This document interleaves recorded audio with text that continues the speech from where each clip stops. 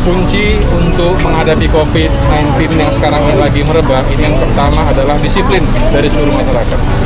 Yang kedua adalah adanya kerjasama dari seluruh pihak.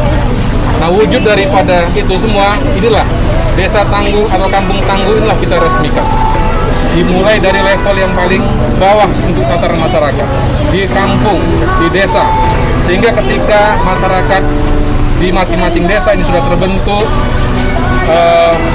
satgas ataupun personel yang mengawasinya, ini nanti bisa membantu program pemerintah untuk mengingatkan masyarakat supaya